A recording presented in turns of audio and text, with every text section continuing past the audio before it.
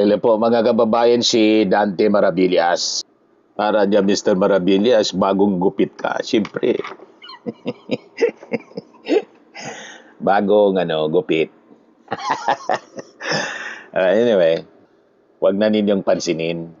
Dito tayo sa mga mainit na balita ngayon. Ito yung balita ngayon mga kababayan mula sa GMA News. Saldico ex-employees accuse Baligod of offering money to link ex-speaker to cash deliveries according to Romualdez. Ito yung laman, mga kababayan, ng supplemental counter affidavit na sinumiti po to the Office of the Ombudsman ng kampo ni Martin. Kasi iyon naman talaga po yung nangyari. Di ba? Pinayaran po yung mga Malita boys. Kaya nang hindi matupad yung promise na kuha na yung affidavit, nagsipagbaliktaran. Di ba? Mga kababayan. So ayon mga kababayan sa supplemental counter affidavit ni Martin Romualdez, binayaran na niya. This is in response to the plunder, graft, bribery, and money laundering complaints that the ombudsman prosecutors filed against Martin. Among the pieces of evidence, sabi dito sa balita, against Romualdez before the ombudsman are the individuals' affidavits of former bodyguards who claim to have delivered pieces of luggage containing cash to the former speaker. Itong tracing mga former employees have executed individual affidavits and these have been attached to Romualdez supplemental counter affidavit. Ito yung mga pangalan ng mga dating empleyado ni Saldico. Edward Lupian, former security detail ni Saldico from December 2023 to December 2025. Eric Soriano, dati man na security. Nico from February 2024 to February 2026. A short-lived lang. Arnilio Ramirez, SunWest employee and backup driver and security detail of wife Marlene. Nelson Paira, driver and security detail of wife Marlene and daughter of Sue from January 2019 to January 2026. Henry Wabinia, coast driver and security personnel from February 2024 to December 2025. Jeric Alamil, co-security detail, saka backup driver from March 2023 to February 2026. Wilson Ormamita, coast driver and security detail from November 2024 to December 2025. Dennis Loma, coast driver and security detail from March 2022 to February 2026. Moises Limboy, co-security detail from October 2024 to December 2025. Mark Bunagan, co and his family's bodyguard from April 2022 to January 2026. Jobito Bunagan, coast bodyguard from March 2021 to January 2026. Brian Lasaga, co-security detail from December 2023 to December 2025. Saka po si Ranchi Paga, coast bodyguard from February 2022 to February 2026. So itong tracing ito, mga kababayan, ang sabi, prinomisahan ng pera, ng limpak-limpak na salapi in exchange for accusing Romualdez & Co. of receiving large sums of cash suitcases as kickbacks from government projects delivered by the bodyguards. Itong si Atty. Baligod, as you know, was then the counsel on record nitong 18 mga Malita boys na mga dating bodyguards, mga kababayan, sabi ni Saldico. Sabi dito, one of the affiants said Baligod tried to convince him to testify against Romualdez. Pinilit. Through one of the ex-bodyguards who have since recanted their own statements against the former speaker. Para yung kaso, parehas po kay Gutesa, mga kababayan, na kinausap daw siya ni Mike Defensor at saka ni Marcoleta. Bumaliktad na rin. There were also 12 other individual affidavits by former employees of Co attached to Romualdez supplemental counter affidavit. But these 12 did not mention Baligod or attempts to woo them with money.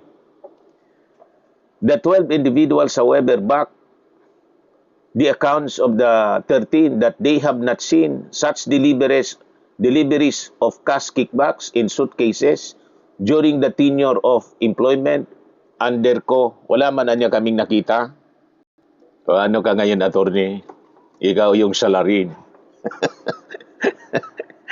Sabi ni Atty. Baligod, may iba pa niya na magte-testimony, may kinokumbinsi naman sigurong bago na gagamitin para magtay-tay ng kwento. Sabi natin, pag pinatulan pa ito ng ombudsman, talagang may mali siya na po. Kaduda-duda talaga mga kababayan. Ginagawang negosyo po yung pagtatay ng kwento laban sa mga gusto nilang siraan na mga politiko tulad po ni Martin Romualdez. Yan nangyayari ngayon, nakakalata na yung publiko. Ang tingin nila parang lumihis na yung ombudsman sa kanilang sinumpaan mga kababayan na tungkulin. Nasalip katotohanan po ang harapin naging instrumento ito ng demolition job. Laban kay Martin Romualdez, pinapatulan nito mga witnesses na to na mismo nang nag-recant at sinabi na sila ay binayaran lang.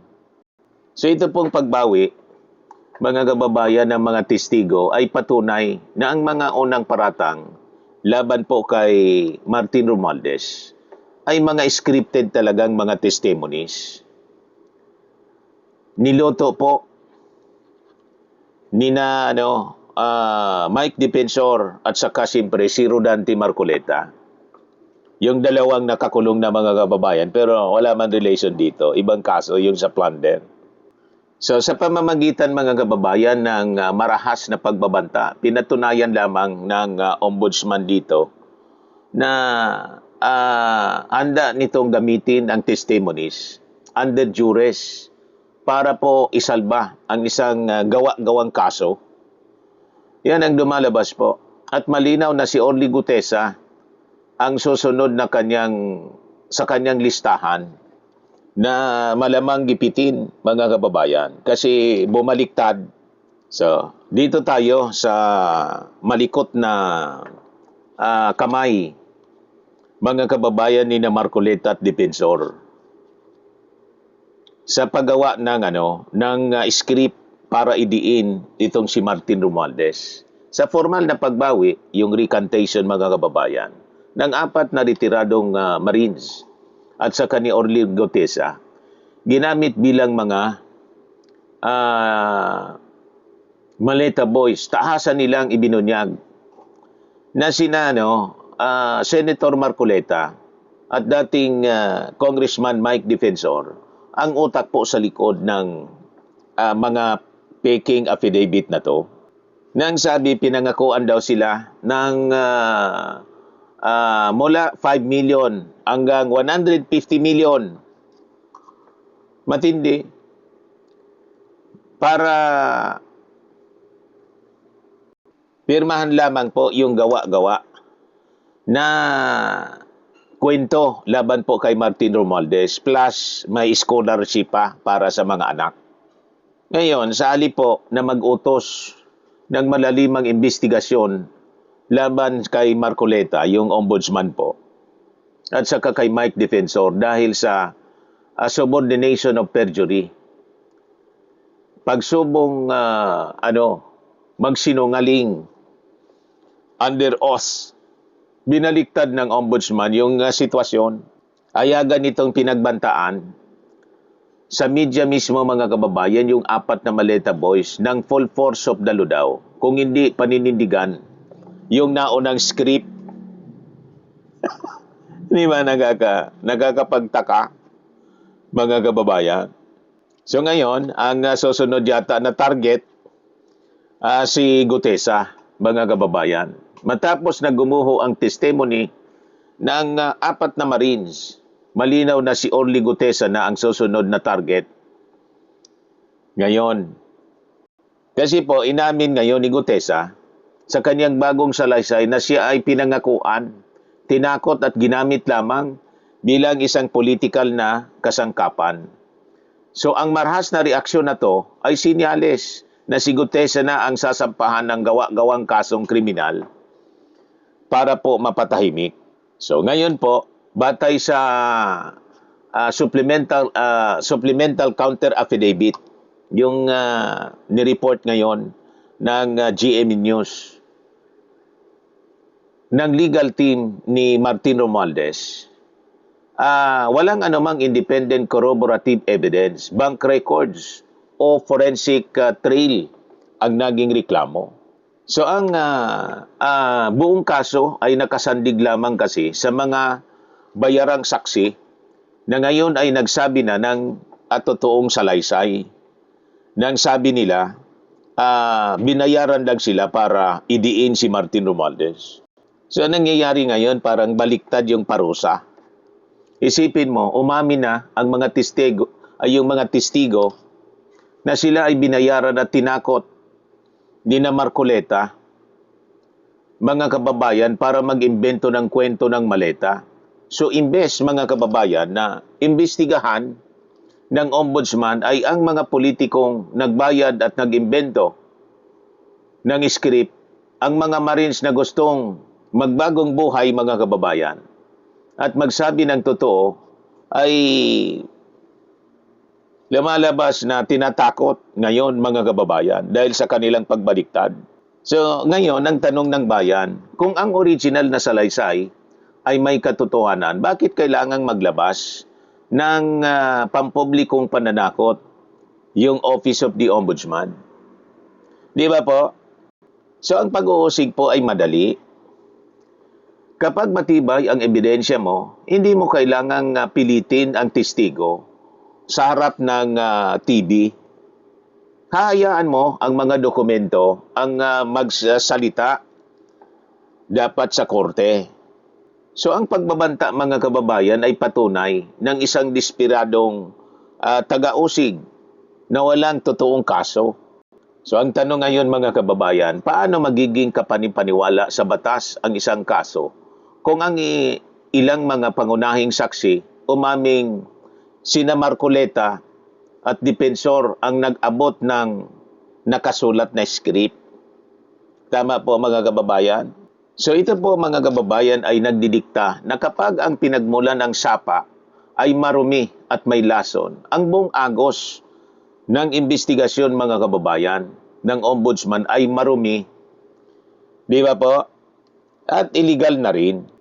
So ito po ay masasabi natin na gross violation of the duty to investigate impartially. Kasi po, mga kababayan, sa ilalim ng Republic Act 6770, mismong Ombudsman Act of 1989 siya po. Ang ombudsman ay may mandatong legal na alamin ang buong katotohanan, pabor man o hindi sa akusado. So yung pagbabanta po sa mga testigo na nag-recant habang pikit mata sa panel nila Marcoleta at depensor ay isang malinaw po na paglabag sa due process at konstitusyonal na karapatan ng fair play. Sabi nga po, mga kababayan, ng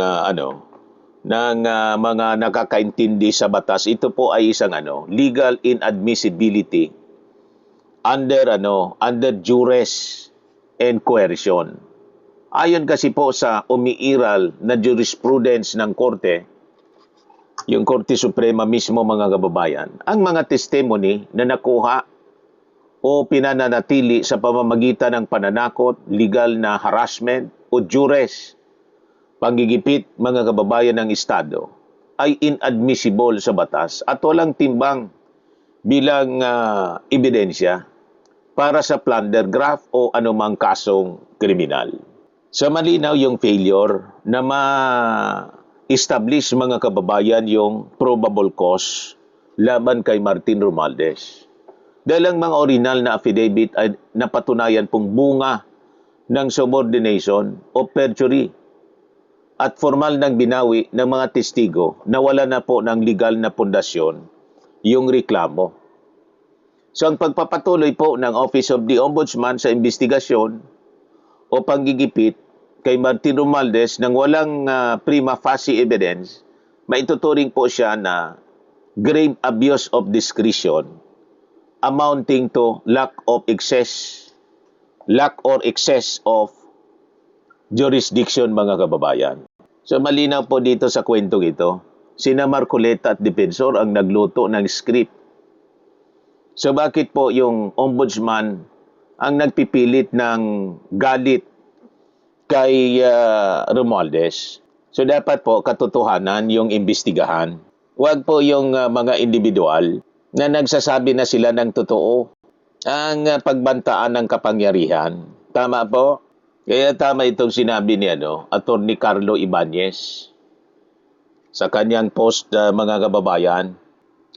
Marcoleta at Defensor pwedeng makulong for introducing Gutesa's false testimony.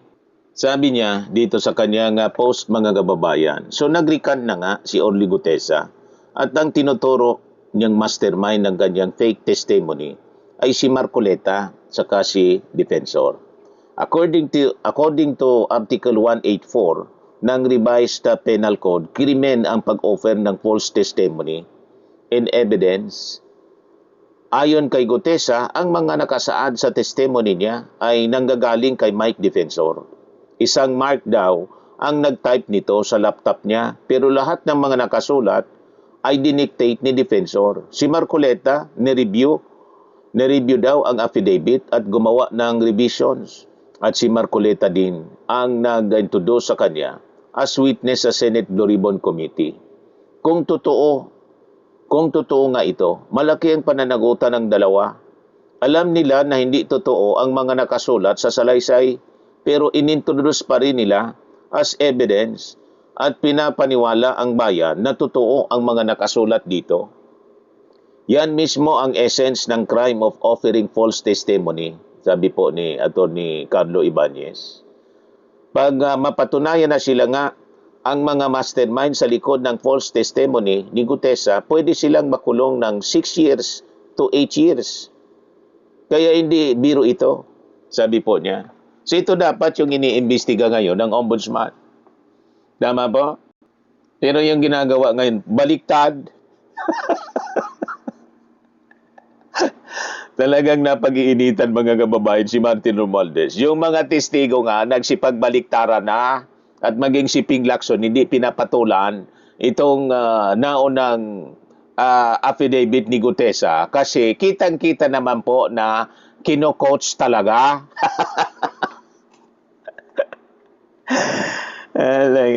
Kahit nga po si in-interview sa isang programa sa telebisyon, si Ronald Llamas, yung political analyst, parehas nang sinabi ni Ping Lacson. Hindi na kami nagtaka kasi kitang-kita naman na kino-coach. Pero patuloy pa rin ang pinapatulan, mga kababayan ng ombudsman. Nagagalit pa doon sa mga nagsipagbaliktaran. Ito yung interview ni Sis Drilon, mga kababayan, kay Ronald Llamas. Gutesa was coach. Kahit siya, hindi nagtaka, pakinggan natin. I'd like to begin with the recantation of Gutesa. Mabigat yung mga sinabi niya na ang scriptwriters ay sila Senator Marcoleta. Can you imagine in the Senate fabricating? But,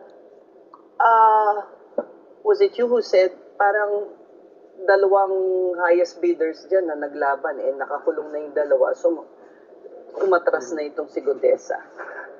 Hindi naman siya surprising Dahil kitang-kita mo naman nung Blue Ribbon Committee hearing, talagang kino-coach siya ni Marcoleta. Kitang-kita po O, di ba?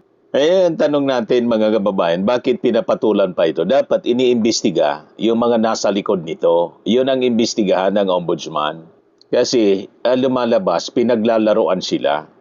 Ginagamit lang na instrumento ito mga taong ito. At lumalabas, nagpapagamit sila para idiin na idiin si Martin Romualdez. Di ba, mga kababayan? Sa mga naghanap ng malinis and spacious fitness gym, pumunta lang po kayo sa aming Colossal Fitness Gym. We also offer Grab Car Rental with our brand new 2023 model ng Toyota Innova. We also accept booking for those who are planning to travel via PAL, Cebu Pacific, and other airline companies, local and international, and bills payment for Meralco Bills, PLDT, Aleco Bills, etc.